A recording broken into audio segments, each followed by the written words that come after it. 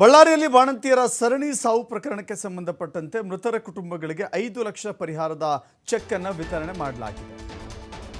ಬಳ್ಳಾರಿಯ ಕಂಪ್ಲಿ ಶಾಸಕ ಜೇನ್ ಗಣೇಶ್ ಚೆಕ್ ವಿತರಣೆ ಮಾಡಿದ್ದಾರೆ. ಮೃತ ಬಾಣಂತಿ ಲಲಿತಾ ರೋಜಮ್ಮ ಕುಟುಂಬಗಳಿಗೆ ಚೆಕ್ ವಿತರಿಸಿದ್ದಾರೆ.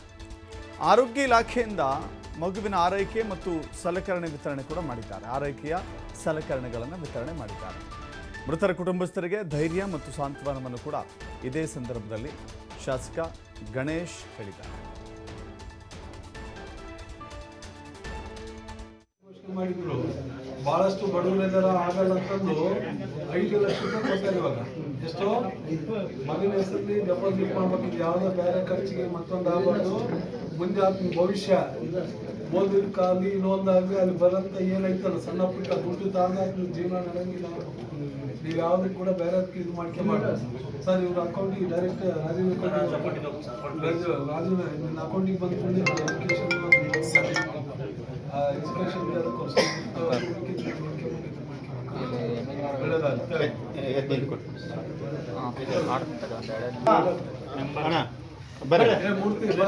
ಅಧ್ಯಕ್ಷರ ಬಾ ವೀರೇಶಣ್ಣ ಬಾ ಸರ್.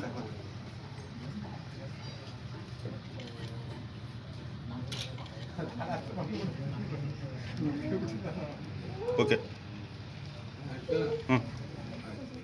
5 ಲಕ್ಷ ರೂಪಾಯಿ ಸಿಎಂ ಸಾಹೇಬರು 2 ಲಕ್ಷ ಘೋಷಣೆ ಮಾಡಿದ್ರು.